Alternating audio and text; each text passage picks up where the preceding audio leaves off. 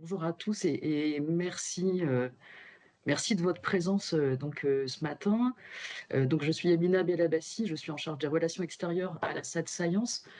Je remercie, tous les participants et les intervenants, tous nos partenaires, réunis autour du collectif, des SAT, Science, Connectus et la SAT Nord. Qui nous permettent, voilà, de vous proposer à la fois cet appel à manifestation d'intérêt qu'on lance officiellement ce matin, hein, jusqu'au 15 novembre, et qui nous permettent de proposer aujourd'hui donc ce webinaire. Alors juste très, très vite, hein, juste quelques informations pratico-pratiques pour laisser la place, à nos interventions, enfin à nos intervenants, pardon, pour ce programme, voilà, d'1 heure et demie qui va être assez dense. Voilà, je laisserai le soin à chacun de se présenter, d'être vigilant, vis-à-vis du temps, hein. Certains intervenants sont contraints, donc on va être attentifs et je ferai office de gardienne du temps. Juste quelques rappels, en fait. Donc la session est captée, hein, donc elle fait l'objet d'un enregistrement et voilà, donc de sorte que, voilà, du coup, le replay pourra être largement, diffusé. Je vous demanderai juste, donc aux intervenants, de laisser leur caméra active, le temps de leurs interventions et puis aux participants de bien vouloir, utiliser la fonction, chat pour poser les questions. Voilà, pour faciliter aussi, les échanges, la clarté, des questions et des interventions et le respect du temps. Heu, voilà, je demanderai aussi de couper les téléphones, voilà, de sorte que, pareil, ça perturbe pas, le déroulé de l'intervention de ce matin. Écoutez, voilà pour, les quelques mots d'introduction. Merci encore à tous et puis, je laisse la parole à Fabrice qui ouvre le bal. Bonjour, bonjour à toutes et à tous. Puisque j'ai l'honneur d'ouvrir ce webinaire, je vais m'efforcer d'être bref pour montrer l'exemple. Donc je suis Fabrice Lefebvre, le président de la SAT Nord, mais je ne suis pas là aujourd'hui pour vous parler de la SAT Nord en particulier, mais de vous parler en très bref de ce que font les SAT, mais aussi de ce qui motive la réunion d'aujourd'hui, c'est-à-dire un AMI dédié effectivement au domaine du transport et de la mobilité. Alors, pour cette AMI, nous souhaitons en toute humilité faire aussi bien et atteindre un succès collectif que celui qui a été atteint par nos athlètes olympiques et paralympiques cet été. Pourquoi je parle d'un succès collectif? Parce que d'une part, ce sera grâce à vous, les chercheurs, notamment grâce aux différentes inventions que vous allez nous faire connaître, également à tous les partenaires qui m'entourent aujourd'hui, et puis bien sûr grâce aux équipes des 3 SAT Science, merci Amina, Connectus et SatNord qui sont autour et qui sont là pour justement faire en sorte que cette émission se passe au mieux. Alors pour parler un petit peu des SAT, si tu peux passer au slide suivant de façon assez courte. Donc les SAT sont à l'interface du monde académique et du monde socio-économique. En fait, les SAT sont là pour à la fois accompagner les chercheurs, pour leur fournir les moyens permettant de valoriser les fruits de leur recherche, donc leurs inventions. Et puis elles sont également du côté des entreprises pour les aider et à acquérir, à s'approprier des technologies issues des SAT et les aider à trouver leur place sur des marchés d'application. Donc on est vraiment à l'interface de ces deux mondes. Nous sommes 13 SAT en France, fonctionnant en réseau et destinés effectivement à aider à la fois les chercheurs et les entreprises et contribuer à la souveraineté technologique nationale. Sur le slide suivant, on donne un tout petit peu d'informations sur ce que nous sommes. C'est-à-dire que nous sommes 850 personnes. Si on peut passer au slide suivant, voilà, on est 850 au niveau du réseau SAT. Donc on travaille aussi bien, comme vous l'avez compris, auprès des chercheurs qu'auprès des entreprises. Et en fait, nos équipes sont là pour à la fois détecter les inventions dans les laboratoires, apporter l'expertise pour leur évaluation, apporter l'expertise également pour savoir comment protéger ces inventions avec la propriété intellectuelle telle que le dépôt de brevets, protection de savoir-faire et autres. Et puis bien sûr d'investir pour effectivement que ces inventions deviennent des innovations en y mettant les moyens permettant de les développer, de les faire passer d'un TRL 3 à TRL 6. Donc c'est vraiment ça le cœur de notre mission et bien sûr après d'assurer le transfert auprès d'entreprises selon des contrats de licence gagnant-gagnant. Alors, quelques chiffres clés qui apparaissent sur la colonne de droite, comme vous pouvez le voir. Un peu moins de 20 000 brevets, détections identifiées depuis le début de la création des SAT. Environ 4 000 brevets déposés donc depuis 2012. Un peu moins de 2000 transferts de technologie, et sur ces 2000, eh bien, ça s'est fait via la création de start-up, environ 850. Donc une petite moitié de transferts qui sont réalisés auprès de start-up qui sont créés, et l'autre moitié, c'est auprès de PME, de TI ou de grands groupes. Donc la raison d'innover avec les SAT, c'est justement de bénéficier de tout cet accompagnement avec ces compétences diverses pour amener ces inventions vers le monde socio-économique. Alors, on va focuser un tout petit peu plus maintenant sur la région et sur le Grand Quart Nord-Est. Pourquoi? Parce qu'en fait, les 3 SAT que sont Connectus, Science et Nord, qui couvrent toutes les 3 un territoire qui va des Hauts-de-France à la Bourgogne-Franche-Comté en passant par le Grand Est, ont décidé depuis 2022 de mettre en commun leurs compétences, leurs équipes, au bénéfice des entreprises notamment de ce territoire, en mettant l'accent sur 3 filières, que sont la bioéconomie, les medtech et le transport mobilité, qui nous occupent aujourd'hui. Ça s'est traduit en particulier par le fait d'avoir développé des outils à la fois marketing, mais également de mettre en commun toutes les solutions technologiques que nous avons dans nos portefeuilles pour les présenter auprès des entreprises, et ainsi effectivement leur permettre d'avoir, j'allais dire, la possibilité de pouvoir accéder à ces technologies issues des 3 SAT. Donc de faire un tir groupé destiné vraiment à favoriser le développement économique dans ce grand quart nord-est de la région Hauts-de-France. En même temps, ces 3 SAT, et c'est là aussi l'occasion d'en parler aujourd'hui pour cet AMI inédit, ont décidé effectivement de pouvoir mobiliser les chercheurs de leur territoire, dans l'ensemble des universités, ONR et écoles d'ingénieurs de ce territoire, de les mobiliser pour justement faire émerger des nouvelles solutions technologiques destinées effectivement à pouvoir alimenter derrière les pipelines de nos 3 SAT pour faire émerger de nouvelles technologies dans ce domaine, donc transport et mobilité. Donc, alors, pour cette AMI, nous ne sommes pas seuls. Nous avons la chance d'être accompagnés d'acteurs de premier rang de l'écosystème de l'innovation dans le secteur, avec notamment les pôles de compétitivité véhicules du futur, le pôle de compétitivité e-trans, les clubs hydrogène Dynamise et le club hydrogène Bourgogne-Franche-Comté, l'IRT Ralenium, l'Association régionale de l'industrie automobile, l'ARIA, et l'ADEME, ici présente, avec qui nous avions lancé il y a 2 ans un AMI commun à toutes les SAT sur la résilience énergétique.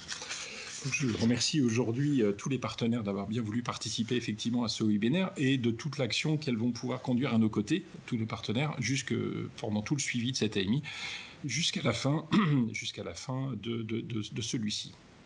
Alors, ce webinaire va être l'occasion pour vous à la fois de mieux connaître les défis de la filière transport-mobilité grâce aux interventions et témoignages d'experts, de découvrir des témoignages et des retours d'expérience de projets de chercheurs accompagnés par les SAT, dans le domaine bien sûr, et enfin de tout savoir sur cette AMI. Et vous pourrez bien évidemment poser toutes les questions en répondant à vos interrogations. Voilà, vous aurez les réponses à celles-ci. Donc je vous souhaite à tous un bon webinaire et je laisse la parole un prochain partenaire. Merci à tous de votre attention.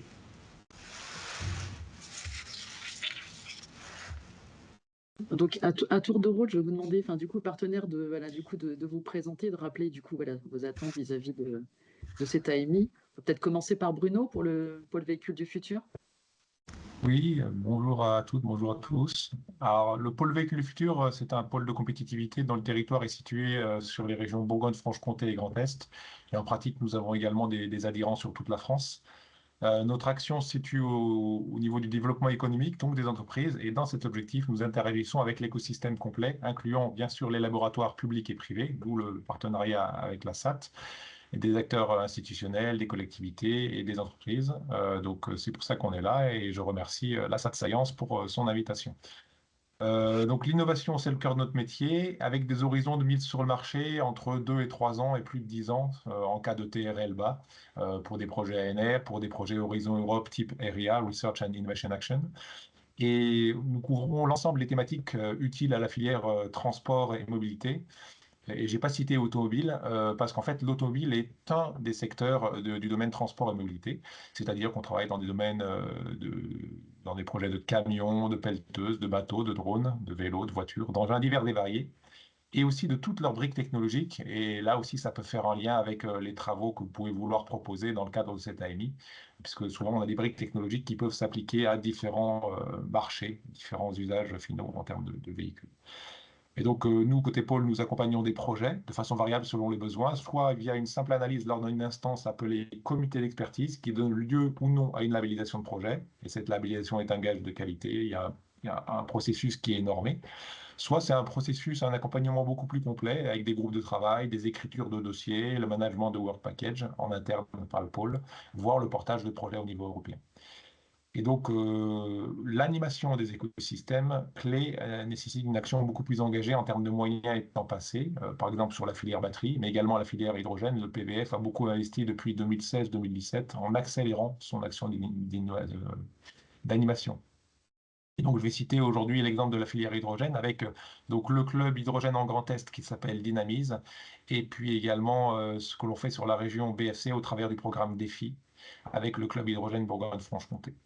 Donc ça, les clubs, c'est que ce soit Dynamise ou le club hydrogène Bourgogne-Franche-Comté, c'est des notions qu'on a commencé à conceptualiser autour de 2017-2018 avec une mise en œuvre sur 2019-2020. Donc au moment où se passait l'accélération avec le plan Hulot d'une part, mais également le plan national hydrogène. Voilà, donc les clubs hydrogène, ça permet d'accélérer ce qui se passe naturellement, ça permet de fédérer beaucoup plus d'acteurs. On a un total de plus de 170 membres de nos clubs hydrogène sur la Bourgogne-Franche-Comté et le Grand Est. Et donc, ça nous permet de financer une équipe qui va travailler pour créer de la veille, animer des groupes de travail thématiques, organiser des missions et des visites. Également aussi des missions à l'international. J'avais emmené une délégation de 15 entreprises françaises en janvier 2024 au Japon et donc en novembre 2024, donc dans un peu plus de 2 mois, ça sera en Finlande qui aura une mission hydrogène et batterie. Voilà. Et tout ça, c'est au service des projets. C'est-à-dire qu'en fait, soit les projets, vous nous sollicitez et du coup, on travaille à vos côtés, soit on échange avec vous, il y a des besoins et du coup, on fait une animation d'écosystème qui permet directement ou indirectement de faire émerger le projet. Mais qu'on soit bien clair, la finalité, c'est les projets. Et du coup, cette AMI de la SAT tombe parfaitement. Donc, n'hésitez pas à nous solliciter et n'hésitez pas à postuler à l'AMI de la SAT. Merci Bruno. Je vais demander d'être un petit peu plus succinct voilà, si on veut respecter le timing, j'en suis désolée. Donc on va poursuivre, on continue dans la série des pôles. Marois, en fait, pour e-trans. Donc, bonjour à tous, c'est Moïse Marois, coordinatrice de projet électromobilité au sein du pôle de compétitivité e-trans. Donc nous, on est basé dans les Hauts-de-France à Valenciennes et comme l'a expliqué très bien Bruno, donc les missions du pôle de compétitivité sont 3. C'est l'animation de l'écosystème avec l'émergence des projets d'innovation, l'accompagnement des projets de l'émergence jusqu'à la recherche des partenaires, la recherche des financements, le positionnement sur des AMI et des AAP et ensuite avec la labellisation, le label du pôle de compétitivité qui est un effet levier pour les chances et l'augmentation des chances de financement. Donc, nous sommes un pôle de compétitivité des mobilités au sens large, que ce soit auto, aéro, ferro ou industrie du futur appliquée d'une manière transversale. Et donc, voilà, donc on est présent sur cette AMI pour accompagner vos projets d'une manière d'un accompagnement sur mesure pour postuler et pour voilà, augmenter vos chances de financement. Donc, n'hésitez pas à poser toutes vos questions et n'hésitez pas à nous solliciter si besoin. Merci. Merci Marois. Du coup, on poursuit avec IRT, Smaïl. IRT Ralenium. Oui, bonjour à tous. Merci pour l'invitation. Donc, Smaïl Ziani, Institut de recherche technologique ferroviaire Ralenium, donc l'Institut de recherche de la filière ferroviaire. Donc, on est axé uniquement sur le ferroviaire. Nous avons différentes activités. Nous contribuons dans différents projets, je dirais, collaboratifs, que ce soit des projets ANR ou des projets européens. Et ça couvre, je dirais, le large spectre du ferroviaire. Ça passe par toutes les activités d'intelligence artificielle, mais aussi tout ce qui est facteur humain. Et à mon niveau, vu que je suis responsable des activités plutôt énergie, asset management, télécommunications et caractérisation des matériaux. Pour donner juste un exemple assez rapide, j'essaierai de faire le plus court. Nous travaillons par exemple sur le verdissement de l'énergie ferroviaire, comme je dirais l'intégration d'énergie renouvelable dans l'infrastructure ferroviaire, mais aussi le développement de nouveaux matériels, je dirais roulants, qui seraient, je dirais, plus verts, avec moins d'émissions de CO2, où on retrouve forcément de la batterie, mais aussi des approches plus hybrides avec l'hydrogène. Donc, voilà, j'ai essayé de faire court. Merci pour la concision. Alors, Nicolas Balland, alors je ne sais pas si en fait on profite de votre intervention plus tard pour que vous présentiez et on laisse la parole à Anne Varret, en fait, parce que je vois qu'il est déjà 9h15 et si on veut vous libérer à 10h, je crains qu'il n'y ait pas d'autre alternative. Donc si ça vous va, en fait, Nicolas Balland, pour l'ARIA, on vous laissera vous présenter tout à l'heure. Ça marche? Merci. Et bien du coup, voilà, je passe la parole. Bonjour. Je vous passe la parole, Anne. Merci. Merci, bonjour à toutes et tous. Donc l'ADEME est ravie de contribuer à cette AMI et comme le dit Fabrice, dans la continuité de l'AMI résilience énergétique. L'ADEME, on a plusieurs modalités d'accompagnement de la transition écologique et effectivement, on a des capacités à accompagner des projets de recherche, développement, innovation, que ce soit au travers de France 2030 ou d'un budget que nous avons en propre. Et c'est vrai que dans ces accompagnements-là, on est plutôt axé sur l'appui aux politiques publiques. Néanmoins, ça n'enlève pas l'intérêt qu'on a évidemment pour cette AMI parce que ça nous permet avec l'ESA de travailler sur des innovations de rupture. Et particulièrement sur cette AMI, on sera intéressé de pouvoir accompagner en maturation des projets qui porteront à la fois sur nos priorités stratégiques sur lesquelles je vais revenir et également qui seront les plus vertueux en termes de réflexion sur les impacts environnementaux potentiels des solutions développées.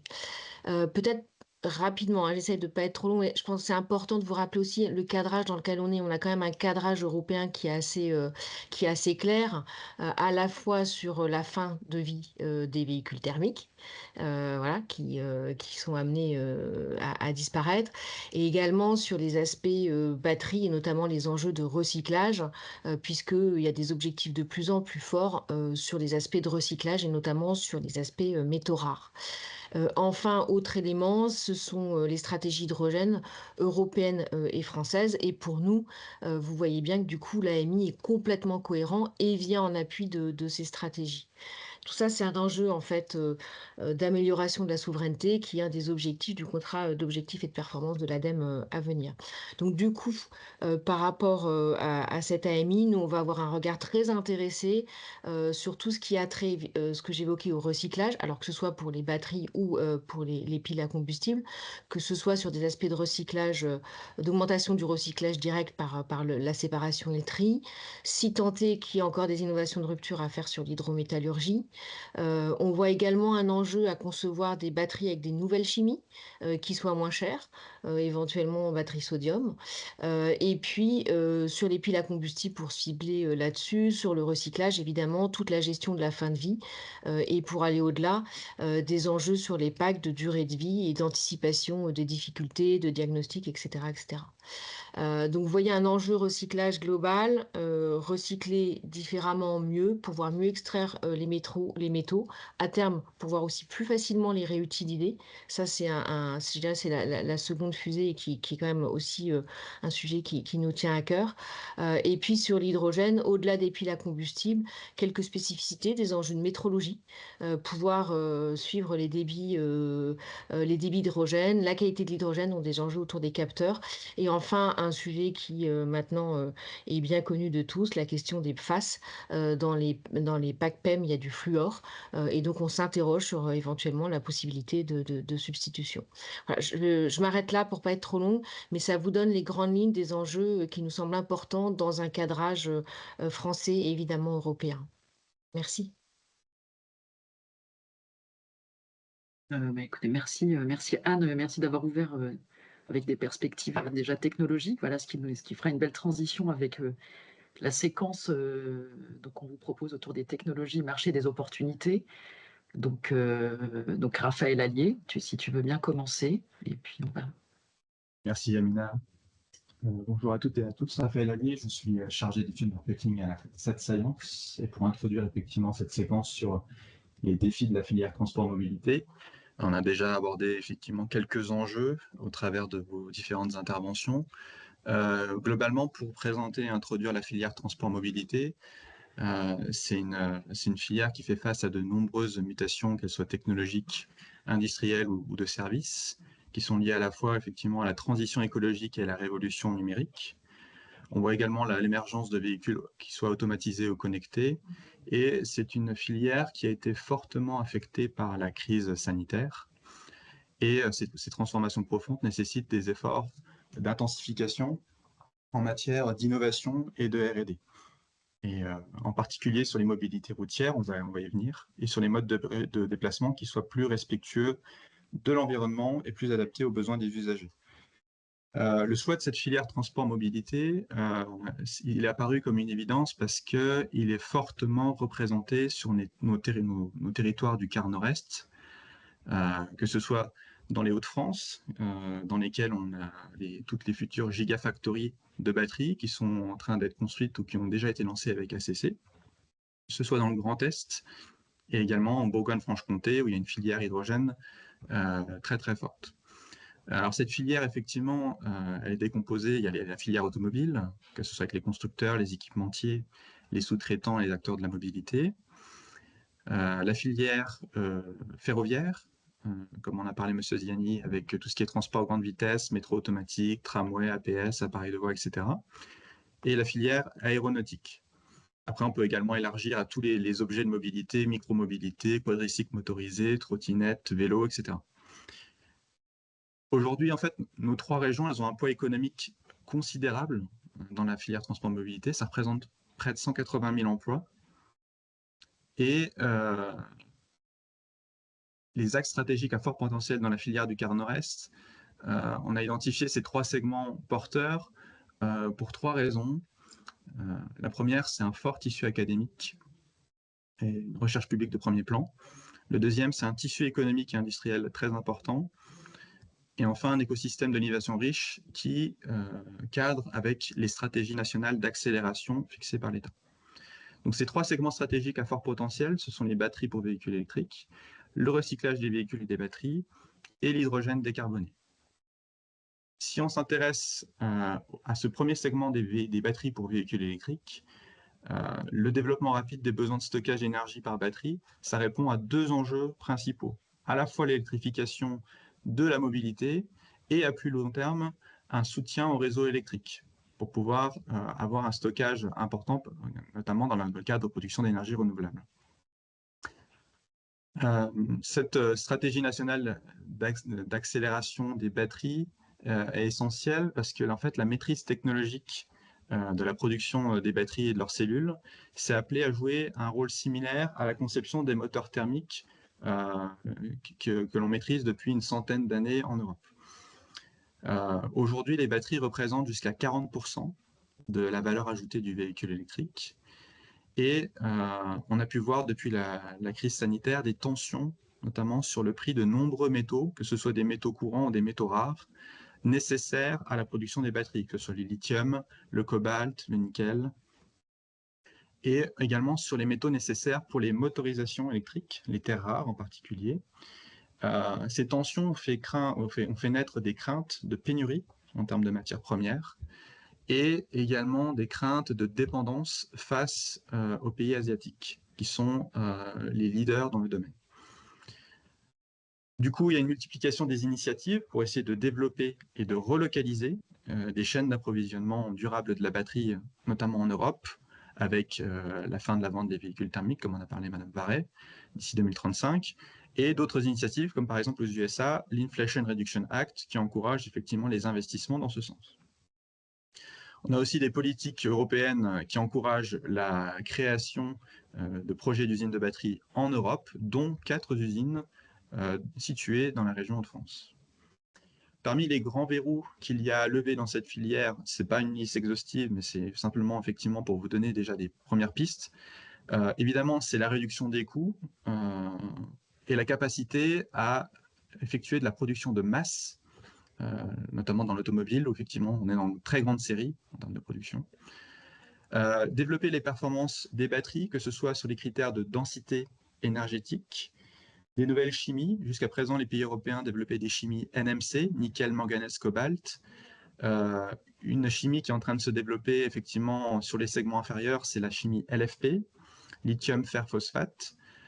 Il y a d'autres formes effectivement de chimie qui peuvent se développer à base, on a parlé effectivement de chimie sodium. Il y a également les questions sur les batteries à l'état solide, et effectivement leur capacité est industrialisée en grande série. Et il y a également tout ce qui est forme et conditionnement des batteries. Autre point entre verrous à lever, c'est sécuriser l'approvisionnement en métaux rares, parce que les grandes réserves de lithium, par exemple, sont concentrées au Chili, en Chine, en Argentine, en Australie. Ça passe, par exemple, par le développement d'une filière d'extraction, notamment du lithium en Europe, et une filière de raffinage de ce lithium. Et enfin, il y a un besoin également de mesures réglementaires qui peuvent favoriser une production française ou européenne de batteries. Ça a déjà débuté depuis début 2024 avec des bonus qui favorisent les productions européennes, mais il faut les renforcer, effectivement. Voilà pour les batteries pour véhicules électriques. Je vous propose qu'on passe sur la partie recyclage des véhicules et des batteries. Il faut savoir que chaque année, la France consomme 800 millions de tonnes de matière et 350 millions de tonnes de déchets chaque année. Et il y a environ 120 millions de tonnes qui ne sont pas recyclées. Dans le cadre effectivement de la SNA sur la recyclabilité, recyclage et réincorporation des matériaux, elle vise à relever effectivement ces défis afin d'améliorer à la fois les taux de recyclage et les taux de réutilisation. Les objectifs, notamment au niveau français et européen, c'est d'avoir 85% de taux de recyclage et 95% de taux de réutilisation. En France, notamment sur la filière véhicules hors d'usage, il y a 1,5 million de véhicules qui sortent du parc chaque année, avec un âge moyen qui s'établit à environ 18 ans. La gestion de ces véhicules hors d'usage, ça revêt des enjeux à la fois environnementaux et économiques importants. Environnementaux parce qu'effectivement, il y a des risques de contamination des sols, des eaux de surface, des eaux souterraines et une mauvaise gestion des fluides. Chaque fois qu'on réutilise une pièce d'un véhicule hors d'usage, on préserve les matières premières et ça améliore l'empreinte environnementale des véhicules, particulièrement pour les batteries. Vous vous rappelez, ça représente 40% de la valeur du véhicule. Et la filière recyclage, elle représente également de nombreux emplois directs et indirects et elle permet de développer une économie circulaire autour des pièces détachées. Donc les verrous à lever dans cette filière, c'est à la fois l'amélioration des taux de réutilisation et de valorisation des véhicules hors d'usage, la création d'une filière pour réutiliser et valoriser les batteries des véhicules électriques pour qu'elles aient des secondes vies, des troisièmes vies, que ce soit dans des véhicules ou pour du stockage d'énergie stationnaire, par exemple. C'est d'avoir des contraintes réglementaires résultant des exigences environnementales. Il faut savoir qu'il y a une filière illégale qui persiste en France avec environ 30% des véhicules hors d'usage qui seraient traités effectivement à l'écart de toute surveillance. C'est optimiser les procédés hydrométallurgiques pour obtenir des sous-produits les plus purs possibles, pour pouvoir avoir le niveau de qualité nécessaire pour l'utiliser à nouveau dans des batteries, par exemple. Et c'est augmenter les capacités de recyclage pour répondre à la demande à venir, parce qu'avec l'augmentation croissante des ventes de voitures électriques aujourd'hui, il faut dimensionner une filière pour demain. Voilà pour la partie recyclage des véhicules et des batteries. On va passer enfin à la partie hydrogène décarboné. Alors la SNA hydrogène décarboné, elle vise à créer une filière compétitive d'hydrogène renouvelable et bas carbone pour devenir un des leaders mondiaux de l'hydrogène décarboné par électrolyse. Il faut savoir aujourd'hui qu'en France, aujourd'hui, l'hydrogène est produit à 95% à partir d'énergie fossile. L'objectif demain est de le produire à 95% de l'hydrogène vert, donc à base d'électricité, à base d'énergie renouvelable ou à base de sources nucléaires, qui a été reconnue récemment au niveau de l'Europe. D'un point de vue environnemental, c'est une réponse à la fois à la décarbonation de l'industrie et la décarbonation des transports mobilité. Ça permet de créer de nouvelles filières et de nouveaux emplois, et ça permet également à la France de réduire d'une part sa dépendance aux énergies d'importation, et également de développer une indépendance technologique vis-à-vis des autres pays. Alors un petit mot également sur le fait que Science, en partenariat avec Lynxium et France 2030, a lancé en début d'année un consortium qui s'appelle l'hydrogène décarboné, H2DEC, sur lequel je vous invite effectivement à aller voir si vous souhaitez effectivement développer des projets spécifiquement dans l'hydrogène, et également effectivement dans le cadre de ces AMI, bien évidemment. Les enjeux principaux, effectivement, c'est notamment sur la production, la conversion et le stockage de l'hydrogène. Mais ce n'est pas effectivement limitant, il y a également tout ce qui est distribution et usage. En termes de verrous à lever, les objectifs, c'est de décarboner l'industrie et les transports en faisant émerger une filière française de l'électrolyse. C'est de pouvoir développer une offre de mobilité lourde à hydrogène décarboné. C'est bien évidemment de pouvoir réduire les coûts des technologies, que ce soit les piles à combustible, les électrolyseurs, et également d'avoir une limitation dans l'utilisation de métaux rares, améliorer les performances et optimiser les durées de vie des équipements, leur flexibilité et leur temps de réponse.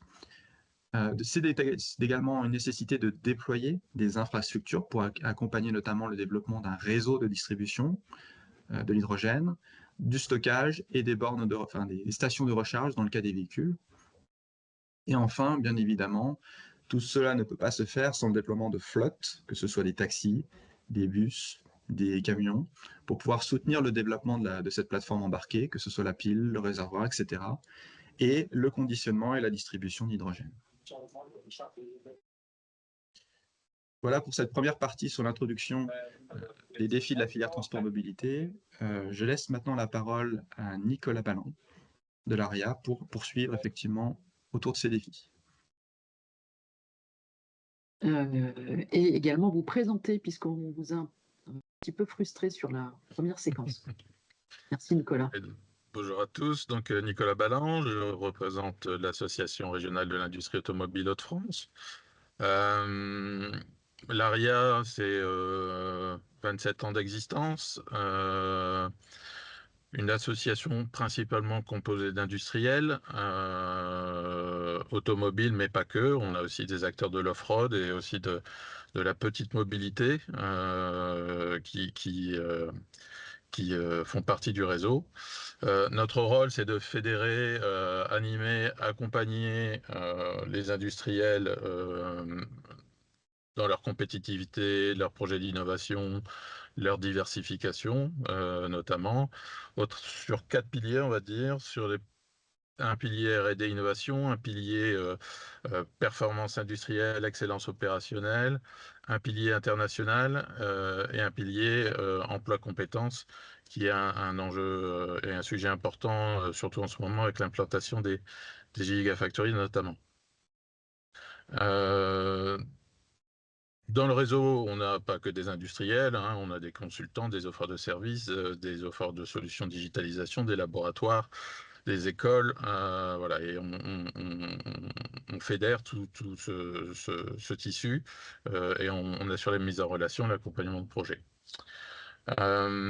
Pour illustrer, alors forcément, nous, ce sera très automobile. Donc d'un côté, on anime cette filière régionale.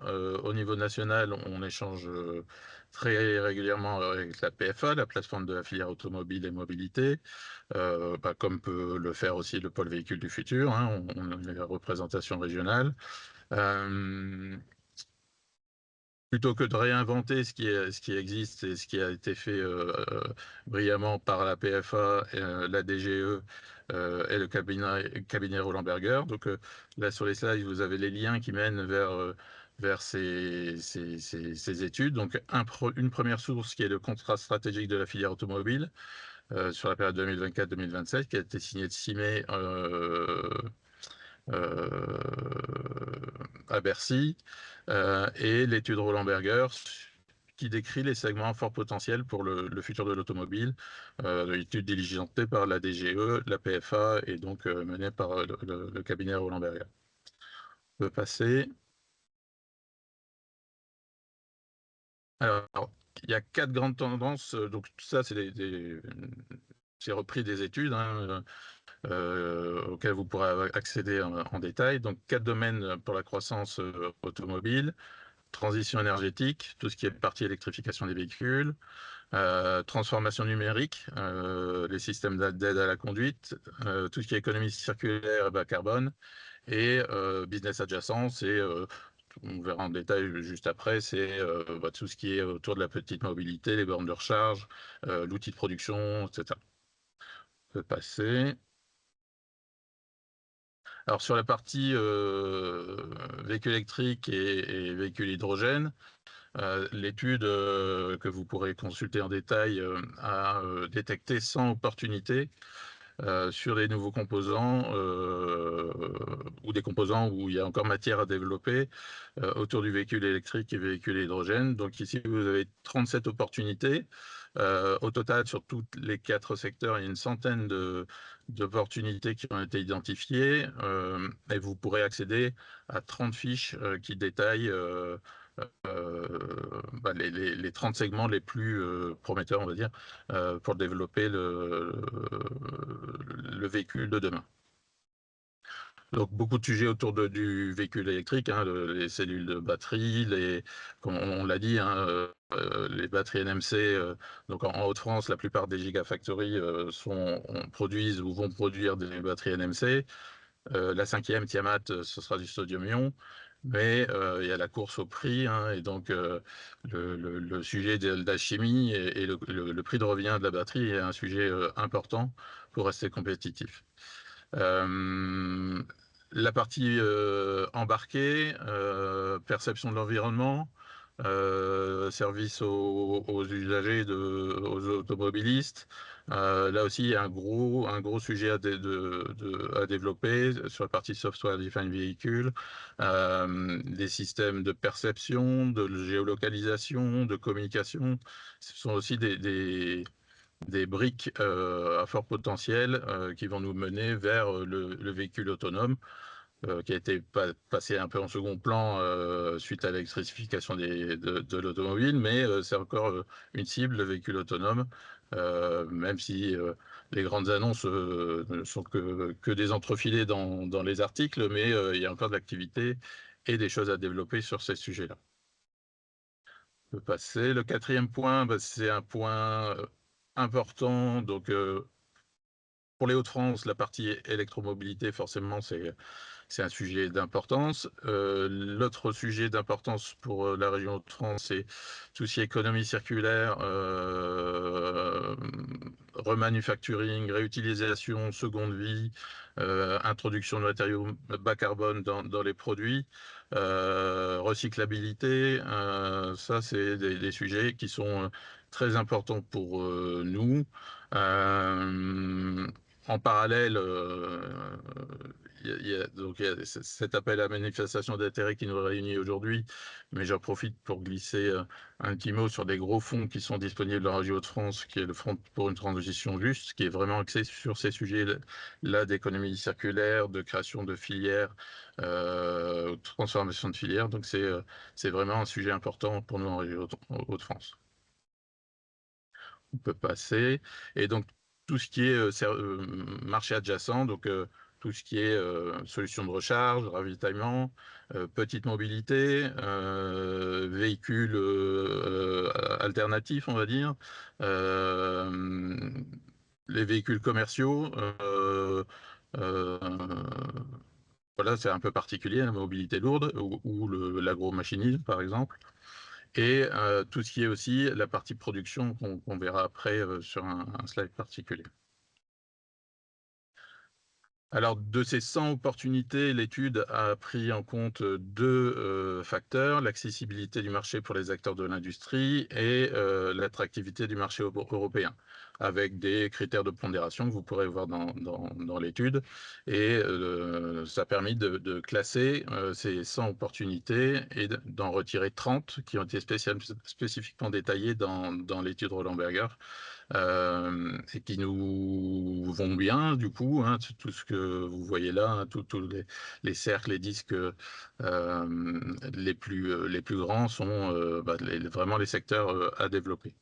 Donc on retrouve tout ce qui est électronique de puissance, batterie, recyclage, hydrogène. Donc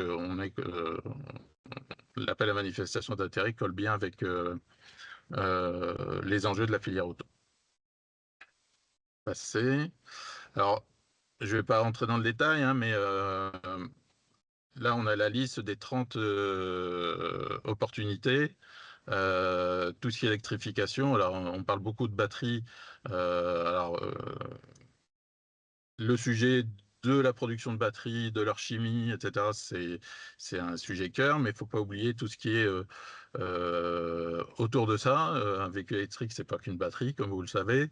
Tout ce qui est réducteur de vitesse, les bus bars, les systèmes de refroidissement, la gestion thermique, les connectiques, tous ces sujets-là, ce sont des points qui sont, à mon avis, un peu mis en arrière-plan, et pourtant il y a matière à développer des sujets là-dessus.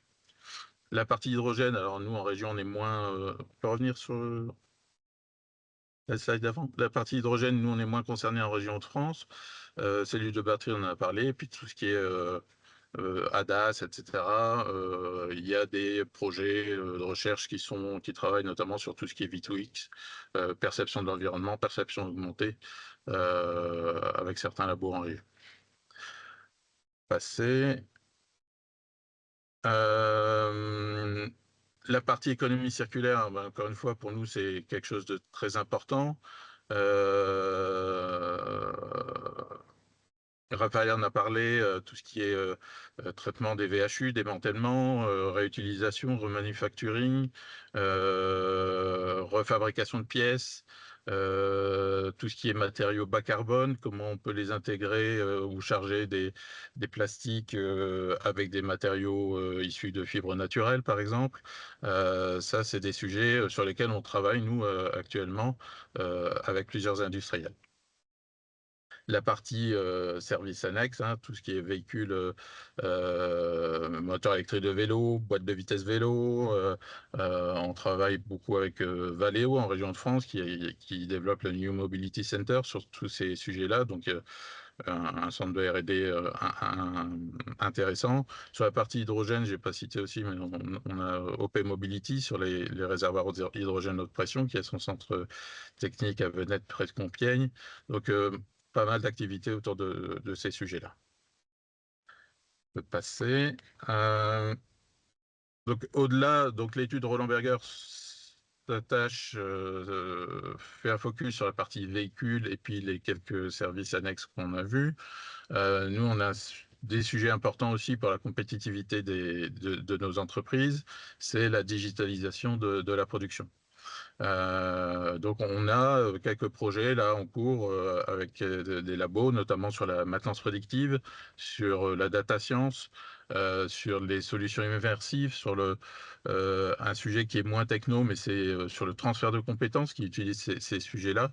Donc comment, avec les futures vagues de départ à la retraite, on peut capter les compétences, le savoir et le transmettre aux nouveaux employés. C'est aussi des sujets importants. Voilà, tout comme les sujets d'IoT industriel, de robots collaboratifs, de métrologie, de vision industrielle. Hein, on demande une précision, contrôle qualité de plus en plus important. Et puis ben, forcément tous les sujets d'IA qui peuvent optimiser la production chez nos industriels. Avec une particularité, alors les grands sous-traitants, les grands donneurs d'ordre, les constructeurs ont des budgets pour déployer des solutions packagées, intégrées, etc. On a beaucoup de PME dans nos réseaux pour lesquels il y a un besoin de solutions accessibles économiquement et en termes de polyvalence, de compétences, puisqu'on n'a pas forcément des spécialistes de la digitalisation dans toutes les PME. Donc il y a aussi ce sujet-là de digitalisation pour tout type de structure ou d'entreprise. Et le dernier point, le sujet du battery manufacturing.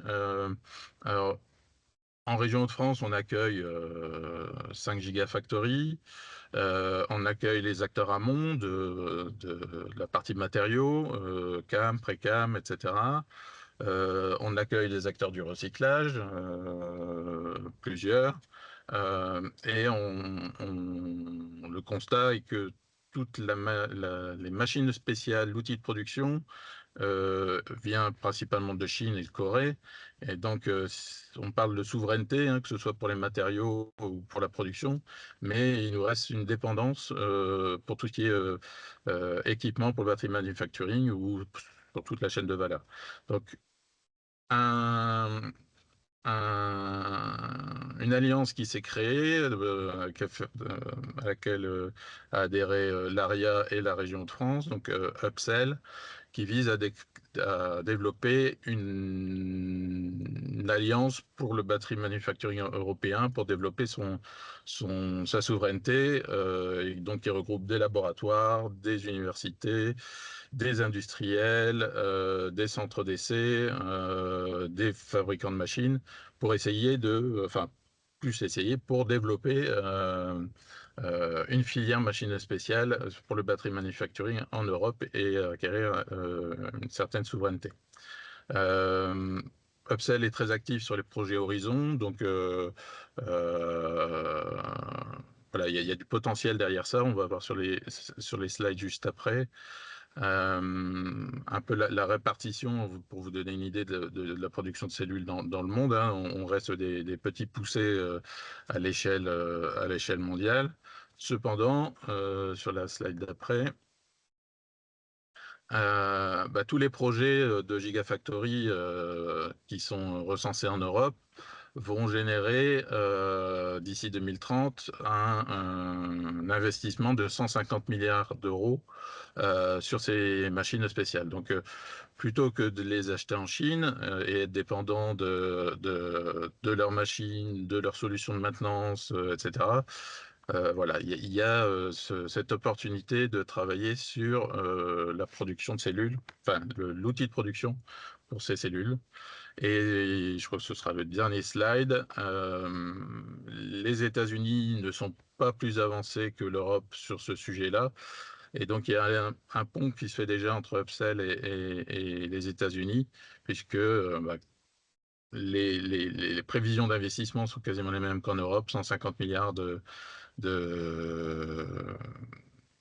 d'investissement pour l'outil de production. Donc, c'est vraiment un secteur qui peut être intéressant pour développer des solutions et des outils de production. Je pense que j'en ai terminé. Mémoire. Merci à eux, Raphaël et Nicolas. Écoutez, on peut encore peut-être profiter de la présence de Nicolas Balland, et, voilà, on veut le libérer pour d'autres autres engagements, pour prendre peut-être une ou deux questions, des remarques, des observations avant de passer à la séquence suivante. Des questions, des observations, des réactions?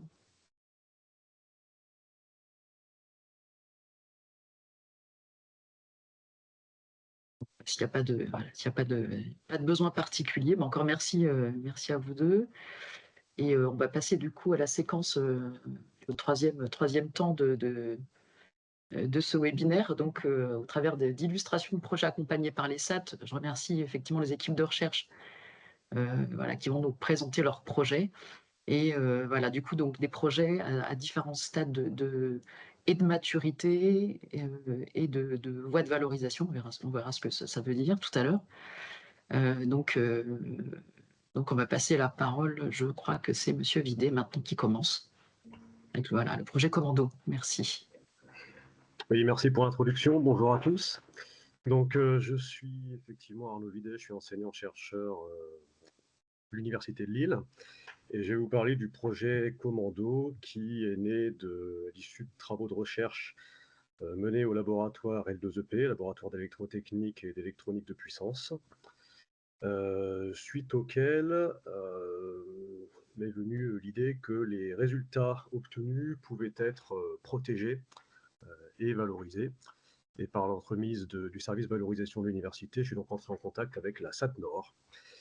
Et donc ça s'est passé en 2023, hein, donc c'est un projet qui est relativement récent. Du coup, on parle ici d'une phase plutôt amont, on ne parle pas encore de licence ou commercialisation.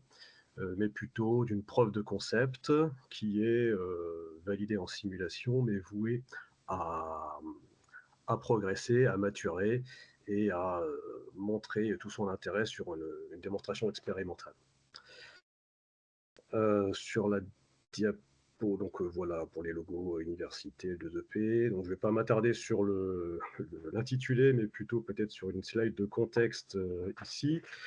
Donc l'une des applications visées par le projet Commando, c'est le chargeur de véhicule. Donc c'est un chargeur embarqué, hein, comme on voit en bas à gauche, hein, ou bien stationnaire. Donc qui fait l'interface entre le véhicule et le réseau électrique. Il est certain que disposer de moyens de stockage est toujours bénéfique dans le réseau électrique, hein, en présence de renouvelables notamment, mais pas seulement. Les courbes qui sont à droite illustrent, alors je ne vais pas détailler précisément, mais le fait qu'on peut bénéficier du stockage pour avoir des gains au niveau de la demande cumulée d'électricité à produire. Et notamment, en fait, si on considère une flotte de véhicules qui sont connectés sur le réseau, eh bien, on peut considérer ça comme une espèce de grand stockage distribué qu'on peut exploiter si on dispose d'interfaces qu'on peut piloter de manière intelligente entre toutes les batteries des véhicules raccordés et le réseau au travers le chargeur. Ça permet notamment de lisser les pics de besoins de production d'électricité, comme on voit sur cette diapo, dans le concept qu'on appelle le véhicule to grid, le V2G, notamment, mais pas seulement. Sur la diapositive d'après, donc on a un petit focus sur cette partie chargeur, du coup, dans l'encadré coloré au milieu, qui fait l'interface entre le réseau à courant alternatif à gauche et le véhicule à droite avec la batterie à courant continu. Donc on a besoin de l'électronique de puissance ici. C'est le convertisseur qui assure cette conversion AC-DC et qui apporte aussi une isolation et qui, dans le cas présent, doit être bidirectionnel, c'est-à-dire gérer les transferts de puissance dans un sens comme dans l'autre. Les structures classiques qui permettent d'obtenir ce résultat, oui, effectivement, on peut passer à cette diapositive qui montre une architecture électronique, en fait, hein, d'une solution classique. Alors, ça contient un certain nombre de composants, des composants semi-conducteurs, des composants passifs, bobines, condensateurs, etc. Donc, ça fonctionne. Mais ça soulève un certain nombre de problématiques, notamment en termes d'encombrement, des composants de filtrage, hein, notamment on voit le filtre de raccordement vers le réseau, avec des composants magnétiques volumineux. Le fait également que le courant électrique traverse un certain nombre de composants, et notamment les composants semi-conducteurs, ce qui occasionne des pertes, donc des échauffements qu'il faut gérer, et qui sont la cause d'une perte d'énergie. Hein. On a typiquement plusieurs pourcents d'énergie qui est perdue, donc qui est gaspillée sous forme de chaleur. Ça induit des problématiques de gestion thermique, et également de refroidissement, d'encombrement du système de refroidissement qui est nécessaire pour évacuer cette chaleur. À noter notamment que l'encombrement dans le cas d'un chargeur embarqué est un critère important. Donc, par rapport à ça, une solution travaillée dans le cadre du projet Commando, c'est la fusion des deux premiers convertisseurs de la diapositive précédente. C'est pas la peine d'y revenir. En fait, on avait une conversion AC-DC, DC-AC. On va combiner tout ça en une solution de conversion AC-AC, donc ce qu'on appelle un convertisseur matriciel sur la partie gauche. Donc là, ça devient technique. Hein. Et c'est une structure qui a un pilotage particulièrement complexe. Et c'est là qu'intervient le projet Commando, dans lequel nous avons proposé une technique de commande simple et qui permet de gérer de manière systématique l'ensemble des situations qui permettent de faire du V2G et d'apporter des services complémentaires pour faciliter la gestion du réseau, avec des apports sur la réduction de volume des éléments de filtrage, et même certains éléments du filtre en fait, qui peuvent être supprimés dans cette structure-là. Une redondance aussi, donc qui n'est pas mentionnée sur la diapositive, mais on voit qu'on a une tolérance au défaut qui va être améliorée, un fonctionnement à faible perte, donc qui permet d'améliorer significativement le rendement grâce à une technique de pilotage particulière des composants, et un système de refroidissement qui va être allégé par le fait de la réduction des pertes. Alors, sur ces aspects-là, un challenge hein, qui s'est présenté lorsque les relations ont commencé avec la SAT, on peut même revenir sur la diapositive précédente, en fait, c'est de se rendre compte que c'est assez complexe et il a fallu un temps de transmission en fait des informations scientifiques et techniques auprès de la SAT parce que le convertisseur matriciel c'est complexe, l'isolation haute fréquence au milieu aussi, les techniques de commutation douce des semi-conducteurs aussi. Mais je dois dire que tout ça s'est très bien passé. Les échanges ont été très fructueux avec le chef de projet de la SAT Nord avec lequel j'étais en contact, M. Nicolas Blazic, et que, in fine, l'intérêt de la technologie a été compris et son potentiel de développement d'un point de vue économique a fait que, donc là on peut effectivement changer de diapositive, a fait que le projet a passé en phase de détection à la SAT, puis maintenant en phase de maturation. Donc on est au début de la phase de maturation.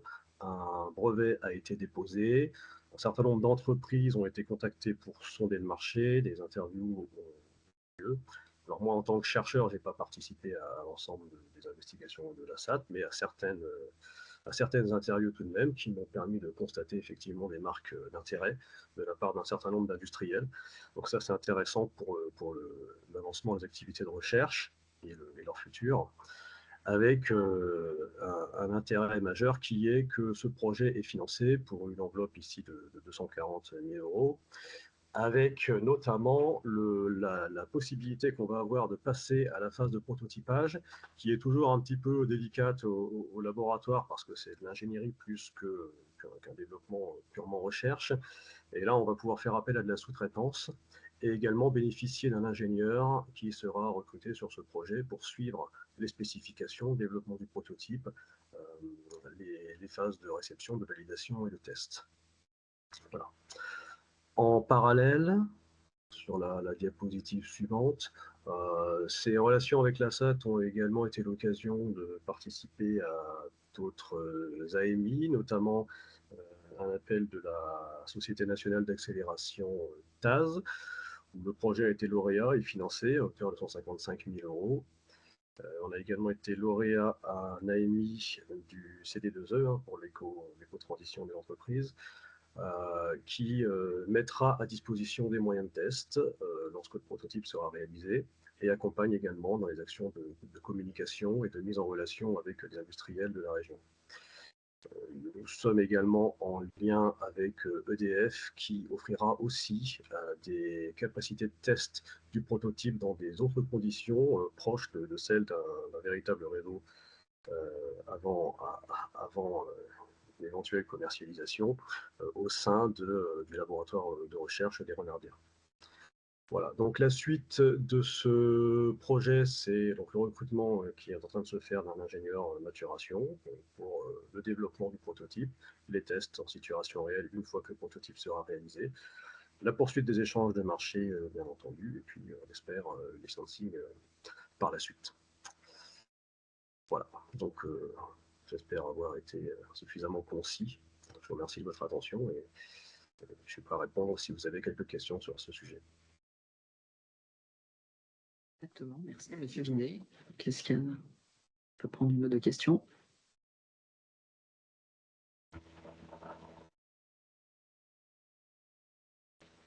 C'est un commentaire des équipes SAT de la SAT Nord hein, qui suivent, enfin qui soutiennent le projet.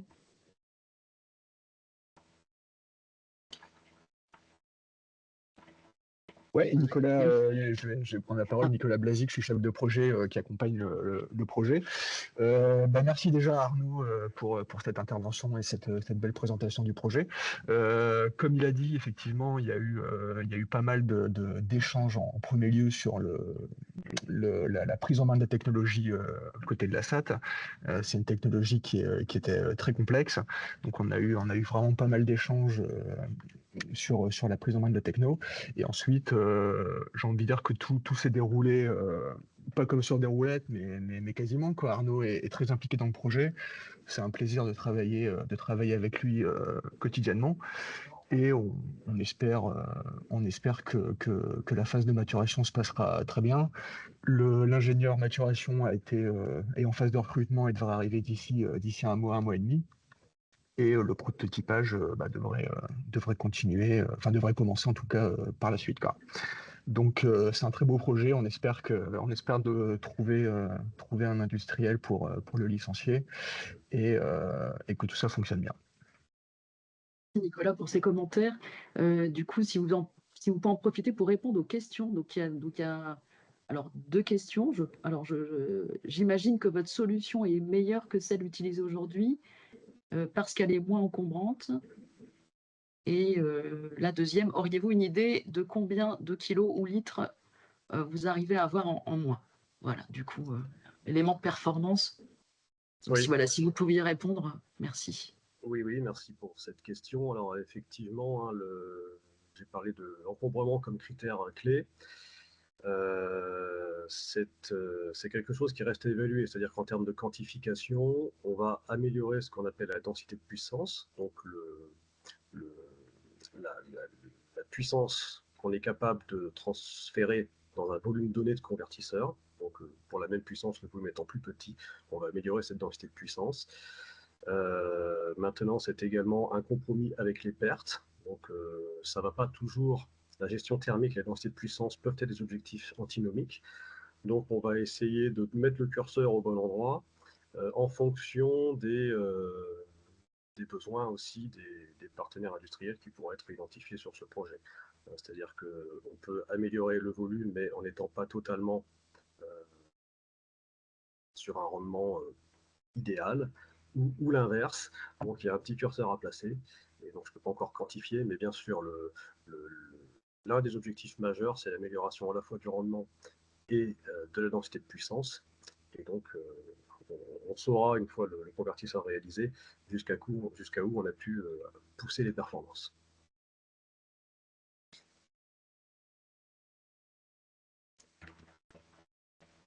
Donc, du coup, on va passer à la deuxième illustration. Donc là, on va passer sur le segment hydrogène.